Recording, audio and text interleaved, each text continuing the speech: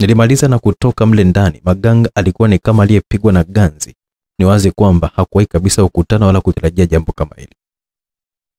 Alikuwa amepigwa na butwaa, asijue kwamba aseme nini. Nilipokatisha pale dukani Majembe naye alikuwa na mshanga wake. Dada, mbona mapema? Alijitumua kuuliza swali. Kwani kulikuwa na ratiba saa ngapi? Na mimi nikarudisha swali ambalo halikupata jibu kama ambavyo nilikuwa nimetarajia. Sikugeuka, bali nikanyosha tu njia moja kwa moja. Hatua kama 40 hivi nikashawishika kugeuka. Nusura nicheke. Maganga na Majembe walisimama katika kile kibalaza cha duka, mikono yao ikiwa kiunoni, huku wakiwa wananitazama kwa mshangao. Nilichojifunza kwa Maganga ni kwamba ile ilikuwa ni tabia yake, na kile chumba ni wazi kabisa kuwa alikilipia kwa ajili ya kazi hiyo tu. Nilijisikia hasira sana nilipokuwa nimebaini kwamba wahanga wakubwa walikuwa ni wanafunzi. Sasa akili yangu ikanikumbusha lile tukio la dada lililomkosesha nafasi ya dimu kabisa ambayo alikwisha isotea tu kwa miaka kadhaa. Hata sikumbuki niliingiaje bwenini. Lolita, vipi? Mbona unalia? Zilikuwa ni sauti za kina Aurelia na Natalia. Nilishtuka na kujifuta haraka machozi. Ni machozi ya kitambo sana. Nilijikuta nikiongea taratibu kabisa. Hakuna ambaye hakulia wakati huo wa tukio la dada. Nimekuwa nikitafakari jambo baya sana ambalo liliwahi kutokea katika familia yetu. Hata sikujua kama kumbukumbu zile zimenitoa machozi. Nilifafanua. Basi inaelekea kwamba ilikuwa ni jambo baya sana. Alisema Aurelia. Sana. Aliunga mkono pia Natalia. Chiku alikuwa bado hajarudi, hata hivyo bado ilikuwa ni mapema sana. Nikaona bado ninaweza kusoma masomo mawili tu kwa leo labda badala ya matatu. Yule mshenzi tayari kashanivurugia somo moja. Nilinongona tu kwa hasira sana baada ya kina Aurelia kuondoka pale na kuelekea bwenini kwao. Lakini na mimi nimemvuruga, hana adabu kabisa. Nikaendelea kuongea tu peke yangu nikiwa naandaa vitabu vyangu tayari kuelekea darasani kuianza ratiba yangu ya kujisomea kwa siku hiyo. Miezi mitatu ilikatika bila kupata taarifa zote zile kutoka kwa Lucas. Nilipomuuliza Chiku akaniambia kwamba yuko nje ya nchi kikazi. Sikuwa na uhakika na hilo, lakini nikapiga moyo konde tu, nikaamua kujizatiti tu zaidi kwenye masomo. Nashukuru sana, nilikuwa nikinaendelea vizuri sana. Mwezi wa 3 katikati nikapokea barua kutoka kwa Lucas, Beni na kwa dada Beatrice. Zote zilikuwa ni nzuri na zenye kutia moyo, lakini zaidi ni ile ya dada. Maana tangu nilipokuwa nimewaandikia kuwa nilikuwa nimefika salama shule, sikuwahi kabisa kuandika tena. Lakini pia hawakuwahi kunijibu. Hii ndio ilikuwa barua ya kwanza kabisa kutoka nyumbani. Dada alinieleza maendeleo ya biashara na kwamba tayari walikuwa wameshapata matofali ya kuchoma ya kutosha tu vyumba 4. Dada akasema kwamba wameamua kufanya vyumba 4 kwa sababu wamepata matofali kwa bei nafuu. Wakaona kwamba kipatikane chumba cha baba na mama, cha watoto wa kiume, sebule na cha kwetu. Maelezo hayo yalinifariji sana. Nikajikuta na mkumbuka tena Lucas. Sasa tunahitaji kupata pesa ya fundi na bati, ndani ya miezi mingine 3 nyumba itakuwa tayari kwangu. Alimalizia dada katika barua yake hiyo. Kingine ambacho kilichonifurahisha katika barua hiyo ilikuwa ni kujua kuwa wote walikuwa ni wazima wa afya. Labda ambaye hawakujua hali yake ilikuwa ni baba. Kwa kuwa tangu mama aanze hizo biashara zake hakupata tena nafasi ya kwenda. Lakini cha kushangaza pia ni kwamba baba mwenyewe wala hata hataki kabisa kujua familia yake inavyoendelea. Pia katika barua hiyo dada aliniomba ushauri kama msingi huo wa vyumba 6 lakini vijengwe 4 kwanza, ili kwamba hapo baadaye viongezwe hivyo 2 ili angalau tuje kuwa na chumba cha wageni na store. Niliafiki ushauri wa dada, na katika barua nitakayomwandikia lazima niwapongeze tu kwa kazi nzuri, lakini pia kipekee kabisa nimpongeze dada kwa kuwa na mawazo mazuri. Niliwajibu pia kina Lulu na Beni kwa kunikumbusha na kunitia moyo pia. Niliwajulisha maendeleo yangu na kuahidi kuwa naongeza bidii zaidi ili niwe juu zaidi. Kama kuna kitu nilichokuwa natamani ilikuwa ni kumfikishia Lucas habari njema za maendeleo yangu mazuri katika masomo. Lakini sikujua kwamba ningezifikishaje, maana Chiku aliniambia kwamba huko aliko hatuwezi kabisa kutuma barua la kupiga simu, ni mpaka atume au apige yeye. Hivyo daima nilikaa mkao tu wa kusikilizia. Hatimaye ikaja ile siku ambayo nilitamani mno. Chiku alirudi kutoka safari zake akiwa na vifurushi vyenye vitu vya kula kama kawaida yake. Tena alikuwa na furaha sana. Tulimpokea kama kawaida yetu, maana anapotoka akirudi sisi tunashibia kwake. Chiku alionekanika kama ana jambo hivi la kunieleza, lakini ni kama vile alikuwa na sita hivi. Dada, kuna jambo gani unataka kunieleza? Nilimuuliza wakati tulikuwa tunakula baada tu ya kuwagawia kina Aurelia wakaondoka. Mtoto una machale wewe, alisema Chiku akiwa anaangua kicheko kisha akawaza kwa muda. Nina mwaliko nataka tutoke wiki ijayo. Tunaenda wapi dada? Nikamuuliza nikiwa na hofu sasa isije ikawa ni kwamba alikuwa ananipeleka kuwa mwanaume tena. Niliwaza maana mtu akishaumwa na nyoka hata kama akiguswa na jani anashtuka. Wakati nikiwa nawaza hayo mwenzangu karibu akauke kwa kicheko. Mbona unaonekana mwenye wasiwasi Lolita? Nini hofu yako? Adadisi Chiku akiwa na tabasamu. Isije ikawa kuna mtu mwingine ananitaka kupitia wewe dada. Nilimuuliza. Niliamua kusema kweli yangu, jambo ambalo lilimfanya Chiku acheke mpaka machozi yanamtoka. Siwezi kabisa kumfanyia Lucas hivyo Lolita. Hata kama nikijua kwamba una mchezo kama huo, nitakucharaza bakora. Alisema Chiku akionekana kumaanisha kila neno alilokuwa analisema. Unakumbuka leo kuambia kwamba tu tunaenda wote, lakini ukaonekanika kwamba kutokupenda kabisa nikaamua kuacha. Ila kuna rafiki yangu tangu nilipomweleza kuwa nimepata mdogo wangu, amekuwa akanisitiza sana kwamba nikupeleke. Hivyo twende tu wiki hapa nikamaliza kesi kabisa akakuone. Alifafanua Chiku nami nikawa nimemuelewa. Hivyo tukakubaliana kwamba twende siku ya Jumapili. Siwezi kumfanyia Lucas hivyo Lolita. Huyo si mwanaume wa kufanywa hayo, maana hata yeye mwenyewe hafanyi. Alitulia Chiku ili kupitisha matekoni. Mtaki kuthamini Lolita na wewe mthamini.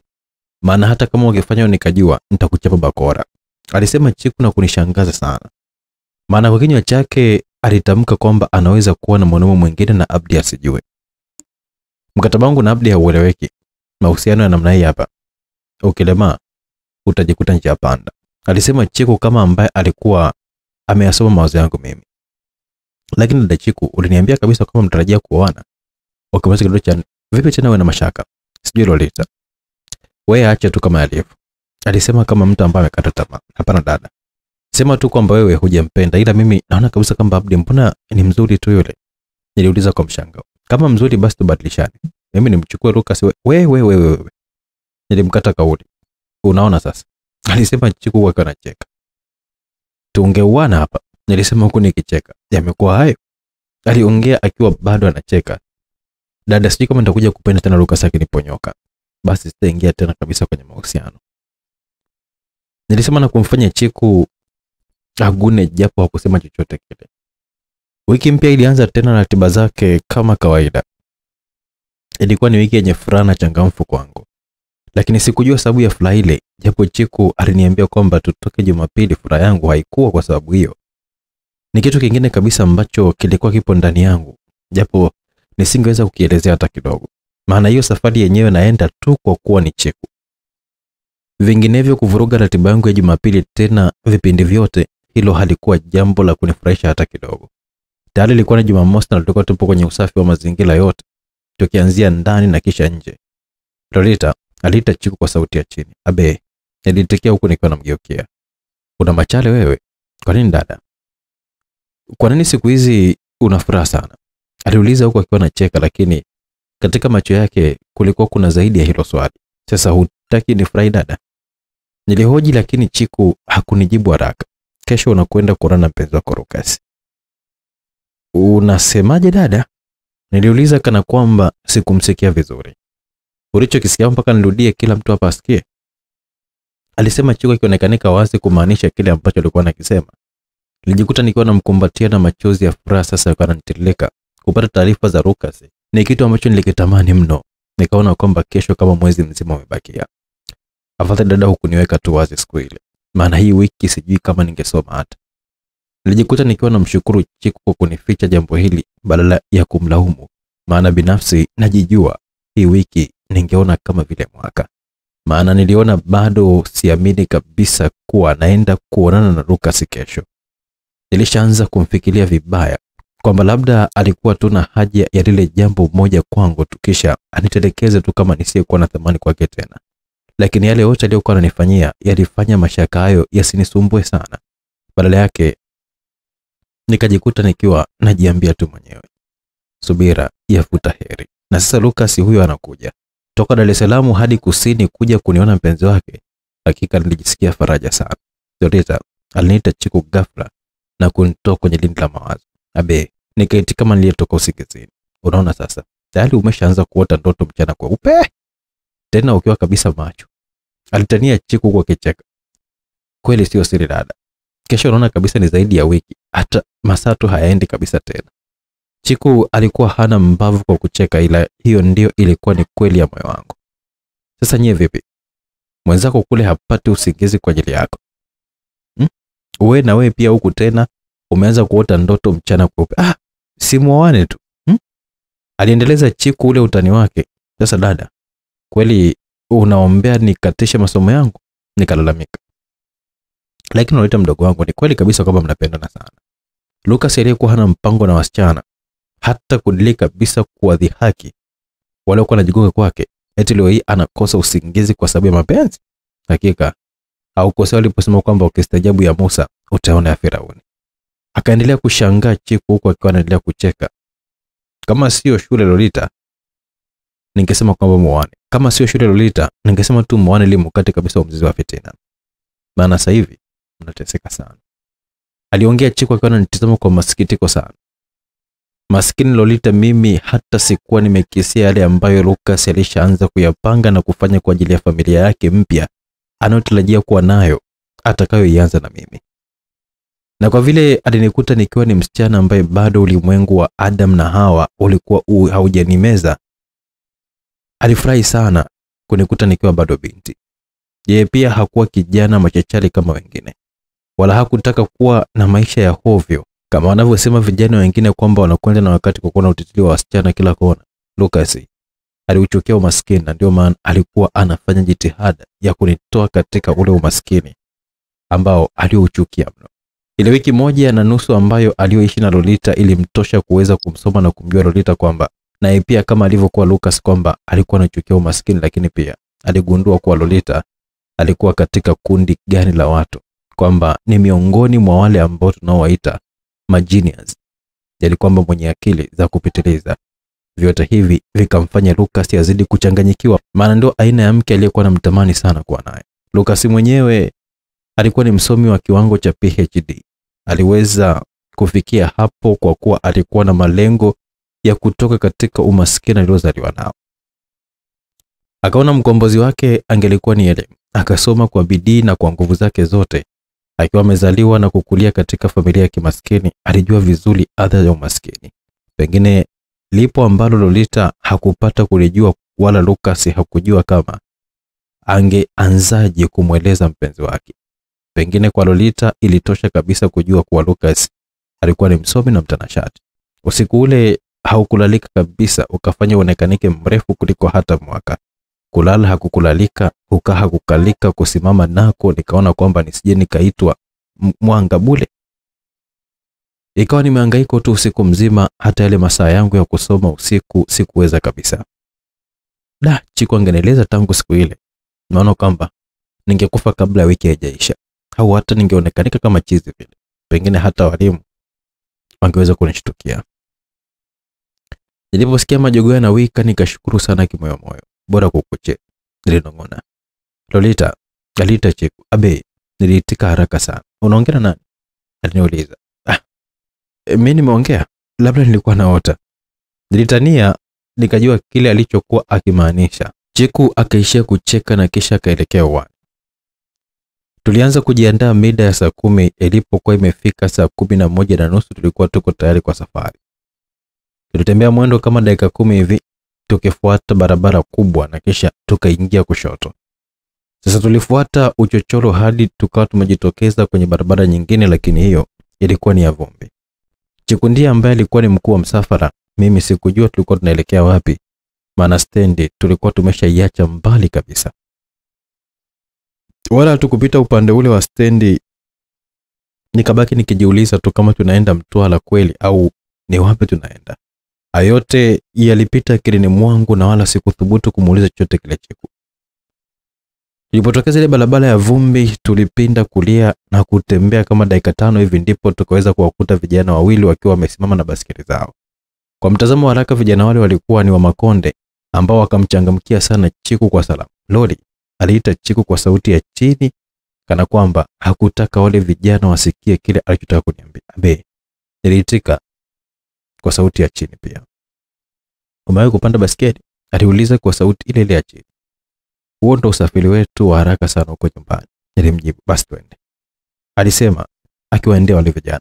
Tunaweza kwenda aliwaambia huku akiwa anajiandaa kupanda ile baskeli ya kijana mmoja, na mimi nikawa nimepanda na yule mwingine, na safari ikawa imeanza rasmi. Tuliingia tena katika uchochoro mwingine upande ule ule wa kulia. Tukaendelea na safari. Safari ilianza kimya kimya na tukaendelea kimya kimya. Hasa kulianza kupambazuka kabisa, lakini hakukuwepo watu kule tulipokuwa tunapita. Hata wale wazee ambao walikuwa wamedamkia mashambani pia leo hawakuonekana, labda nao walikuwa wamepumzika au walikuwa wanajiandaa kwenda ibadani. Chiku hakutoa maelekezo kwa wale vijana, jambo ambalo linifanya niamini kabisa kwamba wale vijana walijua kabisa kule tulikuwa tunakwenda. Safari yetu ilikomea kwenye nyumba moja hivi ambayo ilikuwa na ukuta wenye urefu wa wastani hivi. Hata nyumba yenyewe haikuwa kubwa sana, ilikuwa nyumba ya wastani ilivyoonekana, ya hovyo hovyo tu kwa nje, lakini imara kwa ndani. Ikiwa pia imekamilishwa na vitu vyote muhimu ndani ya nyumba yoyote ile ya kisasa. Wale vijana walitushusha nje ya geti. Sasa dada, aliuliza yule kijana mmoja, nikikuhitaji nitakujulisha, alisema Chiku akiwa anampa yule kijana mmoja ujira wao. Sawa, basi dada, muwe na siku njema, alisema huku akiwa anajiandaa kuondoka, na wakati huo mlinzi akawa ametufungulia geti. Baada ya kusalimia tunyosha moja kwa moja hadi mlango wa mbele. Chiku akagonga, mimi nikamfuata tu kama kondoo. Nikajiuliza moyoni kama hapa ndio Mtwara. Aligonga, mlango ulifunguliwa na msichana mmoja hivi mwenye asili ya mchanganyiko wa Kibantu na Kiarabu. Ingawaji asili ya Kiarabu ndio ambayo iliyokuwa imejitokeza zaidi. Karibuni sana, alikaribisha msichana yule. Chiku alijitoma ndani haraka sana kana kwamba hakutaka aonekanike, na mimi pia nikamfuata kwa haraka tu, nikampita yule dada ambaye naye kama Chiku aliufunga haraka sana mlango nyuma yetu. Tukajikuta tuko ndani tu ya ukumbi kama vile ukumbi wa baa. Nyumba tukiitazama mbele yetu. Chiku alikwenda moja kwa moja kazikwea ngazi pale chini zilizompeleka hadi kwenye baraza moja hivi nadhifu sana. Pale barazani kulikuwa na viti kadhaa hivi na pia seti moja ya sofa na meza moja ndogo hivi. Vilipangwa vizuri sana na palipambwa pakapendeza kweli. Tunaanzia hapa kuitazama nyumba hii kwa ndani. Ukiwa ndani inaonekanika nzuri sana, tofauti na inavyoonekana kwa nje. Nilijua kwamba tungelikaa pale, lakini haikuwa hivyo. Chiku aliufuata mlango ambao ulikuwa kulia kwetu, ambako ulikuwa uko nusu wazi, inaelekea ndiko ambako alikokuwa yuko msichana yule kabla ya kuja kutufungulia. Mimi nilisita nilipokuwa nimemuona Chiku akiongoza ndani. Pita tu dada, mbona sita? Aliuliza msichana yule na kufanya nigundue tu kwamba hata na yeye pia alikuwa yuko nyuma yetu. Sikuwa na jibu zaidi ya kutabasamu tu na kuongoza ndani. Tulijikuta tupo kwenye chumba ambacho nadhani kwamba kilikuwa ni jiko, kwani pamoja na kuwepo kwa samani za kisasa, lakini pia sikuwa mgeni wa hivi vitu. Kwa vile Chiku hakusimama sehemu hii, sikuweza kuona vizuri vitu vyote ambavyo vilikuwa vipo kwenye chumba hiki zaidi ya lile jiko la umeme, kabati na jokofu. Chumba kilichofuata ndani kilikuwa ni cha maakuli. Kilipambwa kwa meza kubwa sana ambayo ilipambwa kwa viti 6 vizuri mno. Hata meza yenyewe pia iling'aa sana, ikiwa imekwisha kuandaliwa tayari. Zikaonekana chupa 2 za chai na mabakuli mawili ambayo nahisi yalikuwa na vyakula. Sikuwa mgeni tena kwenye bakuli hizo. Jilikwisha kuzitumia mara nyingi sana kule kwa mjomba na pale kwa Rukasi. Kwa ukuta ambao ulikuwa umeunganisha chumba cha maakuli na kile cha jiko, kulionekanika dirisha dogo. Bila shaka hilo lilikuwa ni mahali kwa kulia vyakula ambavyo vilikuwa vikitokea kule jikoni. Hapa napo tulipita, lakini safari hii tulipinda kushoto na kuingia ndani ya chumba ambacho kilikuwa na kitanda kikubwa sana cha futi 6 kwa 6. Chumba kilipangwa vizuri sana na kilikuwa nadhifu mno. Msichana yule alibonyeza sehemu fulani hivi ukutani na ghafla mbele yetu lilisimama kabati ambalo lilikuwa limejaa nguo, nalo lilikuwa liko wazi. Samanda na Mwanaidi, alisema Chiku kwa sauti ya chini, lakini iliyokuwa imenifikia hata mimi na kunifanya nijue jina la yule dada. Huyu rafiki yangu ambaye niliyekuwa nimekusimulia anaitwa Lolita. Mwanaidi aligeuka na kunipa mkono. Nashukuru kukufahamu. alisema huku tabasamu pevu lilikuwa linamtoka. Na huyo hapa anaitwa Mwanaidi. Alimalizia Chiku utambulisho ule. Hata mimi nashukuru sana kufahamu dada Mwanaidi, nilisema nikiwa nawatizama kwa zamu. Sasa mdogo wangu, hapa tunabadili mavazi yetu. Tukitoka hapa tunatoka watu tofauti kabisa. Hivyo chukua hayo mavazi yako hapo huko kwenye mfuko uvae. Sawa? Alisema Chiku na kuanza kuvua sketi yake ya shule. Dada Mwanaidi alituacha pale, yeye akawa ametoka kidogo. Aliporudi wote tayari tulikuwa tumeshabadilika. Mwanaidi alikuwa amevalia nadhifu sana. Gauni lake refu la heshima lenye rangi ya kijani iliyokuwa imenakshiwa maua na rangi nyeupe na nyekundu ilimpendeza mno. Dada Chiku alinipa nywele za bandia za rasta. Juu ya gauni tulizokuwa tumezivaa tuliongezea na baibui ambazo zilikuwa zimeshonwa kisasa kabisa. Nilipomtazama Chiku niliamini kabisa kwamba hata kama angekutana na mwalimu Mika asingeweza kabisa kumtambua, kwani alibadilika kabisa. Kweli hata Chiku akisema kwamba eti amepitia mengi ni kweli kabisa. Na anafahamu mengi pia.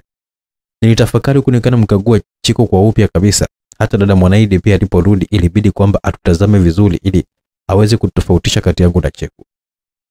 Alipokisha kwamba kila kitu kipo tayari, alitukaribisha mezani ili kupata kifungua kinywa. Robo saa ilitosha kabisa kwa staftahi. Chai ilikuwa ni nzito iliyokuwa imekamilika. Ilikuwa ni chai ya maziwa iliyokuwa imeandaliwa vizuri kabisa kwa viungo maridhawa na kumfanya kila aliyeinywa atamani kuendelea kunywa. Pia kulikuwa kuna mayai mawili kwa kila mmoja, chapati mbili na supu kwa kila mmoja. Ulikuwa ni mlo wa aina yake hivi. Ulikuwa umejitosheleza kabisa, kwani hata matunda yalikuwepo tena aina 3 tofauti. Hakika aliyebuni mlo huo nampongeza, na hata sijui aliamka saa ngapi kuuandaa, kwani vitu vyote isipokuwa matunda vilikuwa vya moto. Kulikuwa pia kuna maji yake kwa namna ya juisi kwa asiyejisikia kunywa. Naona hapa wote tulijikuta kwamba tukiwa tunakula ile matunda na sio juisi. Maana chai yenyewe tayari ilikuwa ni nzito, juisi haikufaa kitu tena. Tulipomaliza Chiku akaongoza kuelekea ile veranda pana iliyoonekanika kuwa na vyumba kulia na kushoto kwake. Mwanaidi aligonga chumba kimoja na kuita, "Jamila, hebu njoo ufunge mlango eh."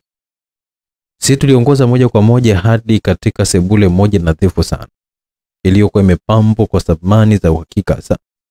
Hakika ilipendeza sana, tangu chini kwenye lile zulia jekundu hadi kwenye zile sofa seti ambazo zilikuwa zimetengenezwa utafikiri ni aina fulani vya kitanda. Ile mito midogo ambayo ilikuwa imenakishiwa vyema kabisa, ikiwa na zile fronyi ambazo zinafanana na vile vitambaa vilivyokuwa vimefunikwa au kupamba samani zilizokuwa ziko sebuleni hapo. Kila kilichokuwa sebuleni hapo kuanzia sofa hadi meza vilikuwa vimefunikwa na vitambaa vya aina ile. Mwanaidi alipotufuata bado nilikuwa na shangaa sebule ile. Ni kwa vile ni kwamba tulikuwa na haraka tu. Jicho langu halikutaka kuondoka sebuleni hapo hata kidogo. Lakini muda haukuwa rafiki. Hata hivyo, nilipofika pale mlangoni niligeuka kuikagua tena sebule ile nadhifu kabisa na yenye kupendeza.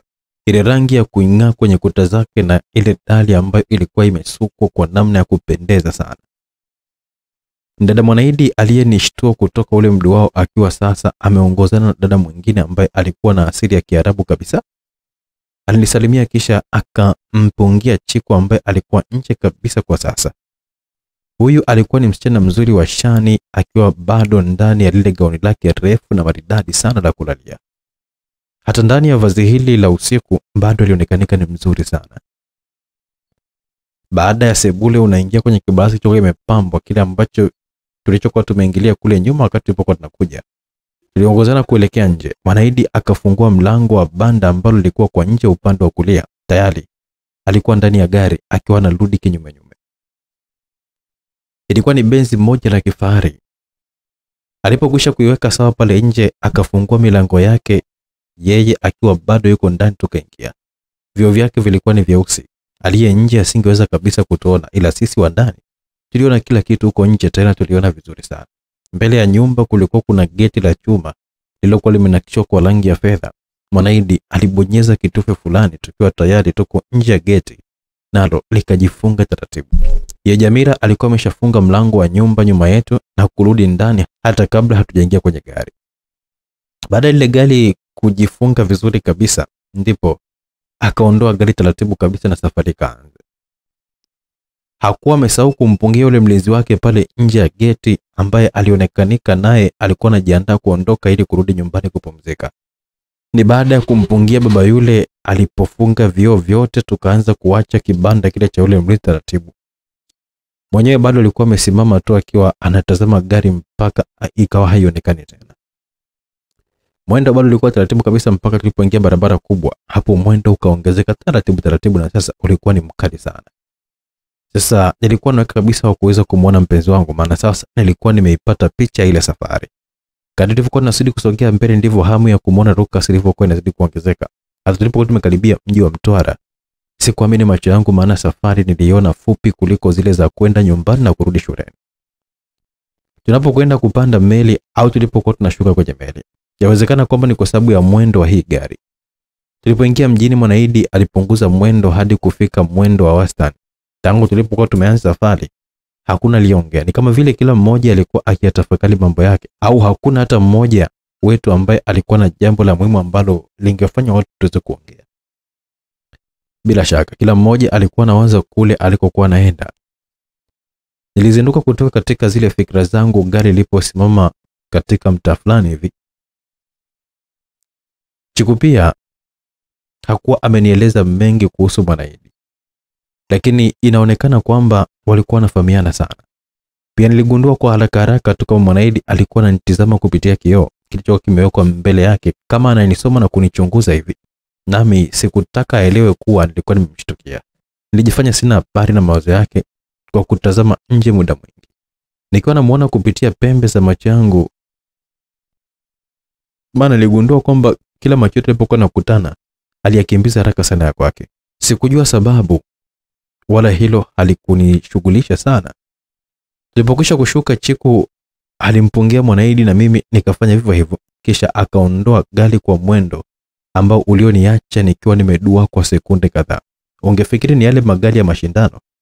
Chiku wala kugeuka nyuma, yeye aliongoza kufuata tu chochoro huku mfuko wake ukiwa uko begani. Nami nililazimika tu kuweza kukaza mwendo ili asije akanipotea wakati hata sielewi tunakokwenda. Mbele yetu ikaonekanika hoteli moja matata sana. Japo tulikuwa mbali kidogo, lakini iliweza kuonekana vizuri kwa jinsi ambavyo ilivyokuwa ni ndefu kwenda juu. Nilipofikia, Chiku aliingia ndani na kuzipanda ngazi haraka hadi ghorofa ya 3. Sipati picha kama ningekutana na mjomba sehemu kama hizi ingelikuwaje. Nilitafakari huku nikiwa naendelea tu kupanda zile ngazi. Chiku alisimama mbele ya chumba nambari 31A. Akasikiliza kwa sekunde kadhaa kabla ya kugonga na kusikiliza. Kulikuwa kupo kimya. Aligonga tena kwa mara ya pili na mara ya 3 tena, na ndipo mlango ulipofunguliwa taratibu kabisa. Abdi akachungulia katika hali ya tahadhari sana. Hali hiyo ilinifanya nisite kidogo. "Karibu mpenzi, karibu tafadhali," alisema Abdi akiwa anajitokeza pembeni na kutupisha tukiwa tunajitoma ndani. Sielewi ni kwa vipi Lucas alinivamia, wala sikujua alikuwa ametokea upande upi. Nilishtuka tu nipo mikononi mwake, akanikumbatia kwa nguvu sana. Abdi alimbusu Chivu kwenye shavu na yeye Chiku halikadhalika, kisha wakasimama pembeni wakiwa wanatushangaa tu kwa muda kabla sijapata fahamu za kujitoa mikononi mwake. "Niko chumbani kwangu kaka," alisema Lucas akiwa ananivuta nje. Tuliongozana mimi nikiwa kama bubu tu vile bila hata kuoji wala kusita, wala nisijue hicho chumba ambacho nilichokuwa napelekwa. Akafungua chumba namba 32A, tukaingia ndani kisha akaufunga mlango kwa nyuma yetu. Alinitazama kwa sekunde kadhaa kabla ya kunivuta taratibu na kunikumbatia tena. Mpaka muda huu hakuna ambaye alikuwa ameweza kuongea chochote kile. Si mimi wala Lucas. Muda wote nilikuwa natazama kando kwa haya. Nilipoinua macho yangu nikakutana na yale ya Lucas. Midomo yake ilikuwa tayari kuikabilia kwangu. Machozi ya furaha yalinitoka. Sikuamini kuwa kweli nilikuwa niko mikononi mwa Lucas tena. Yale machozi yakaendelea kunitiririka taratibu. Siku hiyo tuliongea mengi sana, lakini katika yote kilichonifurahisha zaidi ni ile ahadi yake ya kuja kila Jumapili. Kufuatana na maelekezo yake ni kwamba waliingia Mtwara na ndege ya saa 1 usiku, wakalala pale kutusubiri. Kingine ni kwamba msingi wa ile nyumba ulikuwa umeshajengwa tayari. Nakupenda Lolita, alisema Lucas akiwa ananitazama kwa yale macho yake mazuri sana. Nakupenda pia mpenzi. Najisikia vibaya sana kujua kuwa nitaondoka nikuache. Niliongea kwa huzuni. Lucas akanibusu. Vipi masomo? Lucas aliamua kubadili mada. Alifurahi sana aliposikia kama maendeleo yangu tena sio kwa maneno, kwani nilikumbuka kubeba matokeo yangu yote. Akanikumbatia kwa furaha sana. Asante sana mpenzi kwa kuzingatia ushauri wangu, alisema taratibu na kunibusu shavuni. Ukiwa bado ni mchana, tulilazimika kuagana na wapenzi wetu. Ni baada ya chakula cha mchana. Tulitoka hapo tukaenda katika nyumba moja ambayo tulimkuta Mwanaidi. Tukapokelewa vizuri sana na tukakaribishwa chakula cha mchana. Japo tulikuwa tumekwisha kula kule hotelini, ilibidi tule kidogo na kwa heshima ya wenyeji wetu tu. Baada hapo tulielekezwa chumba kimoja, humo tukakuta vibegi vyetu, tukabadilisha mavazi na kuvaa ya shule. Tukaelekea stendi kupanda basi la kurudi Masasi. Lakini pia Chiku alipewa boksi 3 za soda ambazo alikuwa akija nazo kila Jumapili. Soda hizo Chiku alikuwa akizigawa bure, ila mimi alikuwa akinitengea tofauti kabisa. Lakini sikuwahi kumuuliza sababu ya kunitengea. Maboksi yale yalibebwa na vijana wawili hadi stendi. Wakati sisi tulikuwa tunaondoka na basi kurudi Masasi, wenzetu waliondoka saa 11 jioni kwa ndege, na ndio maana Mwanaidi alibaki ili aweze kuwapeleka uwanja wa ndege jioni ya siku hiyo. Pamoja na mfuko wa Chiku niliokuwa nimeubeba, pia nilikuwa na mfuko mwingine ambao Lucas alikuwa ameniletea. Ndani kukiwepo na nguo za ndani na vipodozi mbalimbali. Pamoja na zawadi hizo alinipa pia fedha kiasi cha shilingi 100,000 taslimu.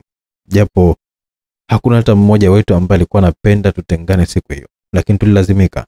Ingawaje hata yeye mwenyewe alionekanika kuumia sana, lakini alikuwa na ujasiri wa kunitia moyo. Nenda Lolita, alisema akionekanika ni mwenye mawazo sana. Bado hujamaliza shule mpenzi, alisema, kisha akanikumbatia kwa nguvu, alafu akaniachia na kuondoka hata bila kuniaga wala hakugeuka tena. Bila shaka alijaribu tu kunificha yale machozi. Na ndipo nilipoamini kweli kuwa Lucas alikuwa amenitoka tena kwa mara nyingine. Lakini maneno yake yakabakia imara sana moyoni mwangu. Tulipoingia kwenye gari, safari ilianza na mizigo yetu ikiwa imewekwa vizuri kabisa juu ya keli ya gari. Mifuko midogo tuliingia nayo ndani ya gari na kuiweka sehemu maalum kabisa kwa ajili ya mizigo iliyokuwa ipo kwa juu pembeni. Tulishuka kituo kimoja kabla ya kile cha mjini Masasi. Hapo tukampata kijana mmoja aliyetubebea ile maboksi mpaka nje ya geti la shule. Akalipwa ujira wake na kuondoka. Hata sasa tukalazimika kugawana mizigo tayari kuingia ndani.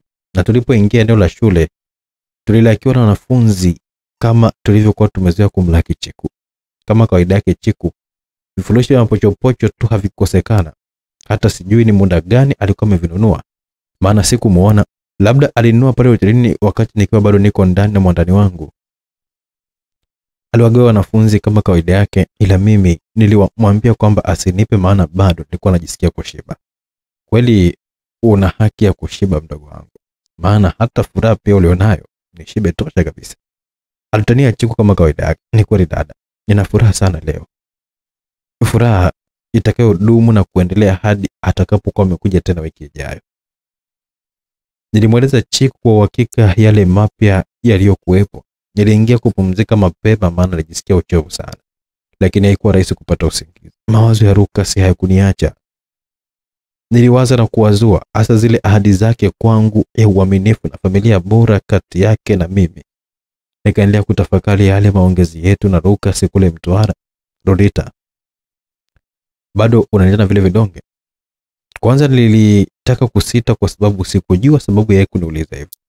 Ndio, bado natumia. Chiku alinieleza kwamba nisiache hata siku moja, na kila vinapokwisha yeye hunipa vingine. Nilijibu huku nikiwa namtazama pima usoni. Tukiwa tumejilaza pale kitandani. Sawa kabisa, maana kuja kwangu ni ghafla tu kama hivi, na kama ungelikuwa umeviacha ungeniweka katika mashaka makubwa sana. Maana sitaki kabisa ukatishe masomo yako mpenzi, wala sitaki nikusababishie fedheha tu kwa familia yako. Ni wanaume wachache kumuona mwanaume akimsisitiza msichana wake kusoma sana. Hii ni kufuatana na matukio mbalimbali ambayo niliyopata kuyasikia. Wengi huwapumbaza kwa matanuzi bila ya kujali kwamba anashika namba gani darasani. Ukimwona mwanaume anayejali maendeleo yako kwa mdogo wangu, huyo ndiye mwanaume ambaye anayekufaa kabisa katika maisha. Tena ni mwanaume ambaye anakuhitaji katika ndoa na wala sio yule ambaye anakuwa kuchezea tu na kupotezea tu muda wako kisha anakuacha hapo. Tena basi atakuacha wakati amekusha kabisa kuharibia kila kitu. Mbaya zaidi, unaweza kusikia au hata akakueleza tu kwa macho makavu kabisa kwamba amempata anayemfaa. Alikuwa anaongea Chiku wakati tulikuwa tunajaribu kutafakari safari hiyo wakati ule wa jioni. Hakika ilikuwa ni siku ya aina yake na ya kumbukumbu katika maisha yangu. Wiki zilikatika na kuondoka. Tukawa sasa tunaonana Lucas kila Jumapili. Kuonana kwetu kulimpa nguvu na moyo mpya sana. Msisitizo wa Lucas kuwa nijitahidi tu sana katika masomo ukaendelea kuwepo kila tukikutana. Nilijiona kuwa tayari nimempata mtu akubania matatizo yangu. Akawa kichocheo kikubwa sana katika masomo yangu. Maana sasa nilikuwa nasoma sana kana kwamba sitosoma tena. Matokeo ya majaribio yangu yote yaliwashangaza hata walimu wangu. Mwana ukiendelea hivi utafika mbali sana, aliniambia mwalimu Mika siku moja nilipokuwa nimepeleka madaftari ofisini. Sikuandika barua mara nyingi nyumbani kwani kuwepo kwa Lucas kulinifanya nijione kuwa tayari nilikuwa niko ndani ya familia yangu mwenyewe. Lucas alinijali sana msikilizaji. Hata akanifanya nijihisi kwamba hakuna aliyewahi kunijali kama yeye. Alionyesha mapenzi ya hali ya juu sana ambayo sikupata kupewa na yeyote ule, pengine hata mama yangu mzazi. Hili likanifanya niweke gunde katika ahadi yangu ya kudumu mwaminifu katika maisha yangu yote. Lolita alita Lucas katika moja ya safari zangu za kila Jumapili mjini Mtwara. Kwa namna alivyoita na ile sauti yake kulinifanya niinue macho yangu niliyokuwa nimeelekeza chini ili sasa nimtazame usoni. Hata yale macho yake pia hayakuwa yale niliyoyazoea, yalimezwa na huzuni kuu. Moyo kanipasuka, hofu ikaniingia. Sikumbuki kama nilimuitikia. Sikuwa tayari kabisa kupokea taarifa yote ile mbaya. Moyo ulikuwa unanidunda kwani hata tulipokuwa tumekutana pale kitandani hakuwa yeye, nilimuona mwingine kabisa. Hadi nilipomuuliza kama alikuwa anaumwa, sikumbuki kama nilikuwa nimepata jibu. Kwangu Lucas alikuwa ni mpya na wahamu isiyoisha kabisa kila siku.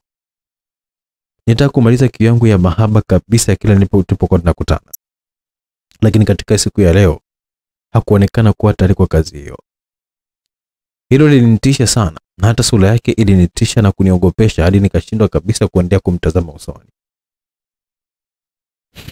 Tulikuwa tumekaa katika zile sofa ambazo zilikuwa zinatazamana tu ndani ya chumba chetu katika ile hoteli yetu ya kila wiki ya pale mjini Mtwara. Kati yetu ilikuwepo ile meza ndogo ambayo ilikuwa imebeba sahani ambayo ilikuwa imejaa minofu ya kuku na chipsi alizokuwa ameziagiza. Chupa 2 za soda aina ya Fanta zilikuwepo tayari kabisa kuteremshia zile nyama na vile viazi vya kukaanga. Kila tulipokutana Lucas alipenda sana kula na kunywa. Nilichojisikia mimi hakuwa akipenda tofautiane katika mlo. Lucas alinitazama kwa kitambo kisha akayahamisha macho yake katika uso wangu, akionekanika ni mwenye mawazo sana. Ukimya wa muda ulipita, sote tukawa tuko kimya kabisa. Hofu ikanijaa na kunifanya niwe bubu hata nisiweze kabisa kumsihi anieleze kile ambacho kilichokuwa kinamsumbua. Wala sikuweza kutamka chochote. Mdomo uligoma kutamka, nikawa nimepigwa tu na bumbuazi. Alizivuta pumzi kwa nguvu na kuzitoa, akanigeukia tena. Sasa alinitazama kwa yale macho tu ambayo nilikuwa nimeyazoea. Bila shaka bado unifahamu vizuri na pengine yapo mambo kadhaa ambayo ungetamani sana kuyajua kutoka kwangu. Lakini naona umeendelea kusubiri tu bila hata kuyauliza. Nashukuru sana kwa utulivu wako. Aliongea taratibu kabisa akiendelea kutafuna kipande cha nyama au cha kiazi. Maana mara chache sana alikuwa akinitazama usoni akiona nihimiza na mimi nile. Hilo likanipa nguvu na kufanya ule uoga na hofu vilivyokuwa vimenivaa kuanza kuyeyuka taratibu. Ni kweli mpenzi, nilisema kwa sauti ya huba. Je, Lolita kweli unanipenda? Aliniuliza tena swali ambalo lilinitona kuniacha barabara panda kama sio njia panda. Nakupenda Lucas, hata unajua kabisa hivyo. Kwangu wewe ni baba na mama. Ni mwenzi wangu na ni ndugu yangu pia. Nilisema huku machozi yakinilenga-lenga. Lucas, sijui asa machozi bwana yalichukua mkondo wake. Lucas akainuka na kunisogelea kunifuta machozi. Samahani Lolita, endapo kama swali langu litakuwa limekuudhi. alinibusu taratibu shavuni na kunitazama usoni. Macho yetu yalipokutana tu lile tabasamu lake la pekee likamtoka. Nakupenda Lolita, alisema kwa sauti ya chini. Nakupenda Lucas, nilijibu kwa sauti ya chini na ya huba sana. Nilipoinua macho yangu nikakutana na ya kwake ya huba yaliyonivuta, tukakumbatiana kwa muda. Tulipoachiana ndipo nilipokuwa nimegundua kwamba sote tulikuwa tunalia. Asa Lolita, jiandae kupokea maelezo kamili ya maisha yangu. Lakini kuna mambo ya siri sana ambayo huna budi kuniahidi tu kwamba utakuwa ni mwaminifu na kutunza siri zangu zote, alisema Lucas kwa sauti yenye kitetemeshi sana. Ni dhahiri kuwa alikuwa na hofu na aliona kabisa uzito fulani katika kuelezea jambo lenyewe. Alinitazama kwa nukta kadhaa kabla ya kushusha pumzi kwa nguvu na kuyatupa macho yake pembeni. Sikubaini kabisa kile ambacho alikuwa anataka kunieleza. Hofu yangu ni asije akanieleza kuwa tayari ana mke na watoto. Maana nimewahi kusikia ambao wamewahi kukumbwa na mkasa kama huo. Mtu anafurahi kwa kuwa kapata mwenza, kumbe ni mume wa mtu. Wengi wameharibiwa maisha yao kwa jinsi hiyo. Ubongo wangu ni kama vile sasa ulikuwa umegoma kufanya kazi. Maana sikuweza kabisa kukisia ni jambo gani kubwa kiasi hicho ambalo limempa shida sana Lucas kunieleza. Nikajiuliza mwenyewe tu maswali yote, lakini sikuweza kupata majibu, maana majibu alikuwa nayo Lucas peke yake. Nirudisha macho yangu tena kwa Lucas, bado alikuwa na fikra nzito. Kila alipokuwa anataka kusema kitu, alijikuta akiwa na kwama, midomo ikawa ni mizito sana kutamka. Pengine kile ambacho Lolita hakukijua ni kile ambacho kilichokuwa kikimpa Lucas hofu. Hofu ya maisha. Hofu ya kukosa ile furaha ambayo alikuwa amekusudia kuwa nayo akiwa na familia yake mpya baada ya kuikosa ile alikozaliwa. Pengine kilichokuwa kinampa hofu hata zaidi ni kumtumbukiza Lolita katika hatari ile. Na kumwacha siwezi, nitaishi bila Lolita. Lucas alijikuta akiongea katika mawazo yake mwenyewe. Alikuwa kusudi lake kuingia katika mtego ule, na hakuwa tayari kabisa kumuingiza yote katika mtego huo. Ni kweli tunapata pesa, tena pesa nyingi sana, lakini zina maana gani kama siwezi kukaa nikawa na familia yangu na kufurahi? Aliendelea kutafakari. Hakujua kwamba angewezaje kumweleza Lolita. Haya mambo ni makubwa sana, na ni mdogo tu, tena mwanafunzi. Lolita naye alijikuta tu akiwa anakumbuka matokeo mbalimbali ya wapendanao waliokuja kuachana. Hakutaka liwatokee wao. Asichokijua Lolita ni kwamba Lucas tayari alikuwa amesharudi nyuma miaka kadhaa ya maisha yake. Alikumbuka jinsi alivyoachwa yatima baada ya wazazi wake kufariki katika ajali wakiwa na mdogo wao wa mwisho. Hivyo Lucas na mdogo wake wa kike ndio waliokuwa wamebakia.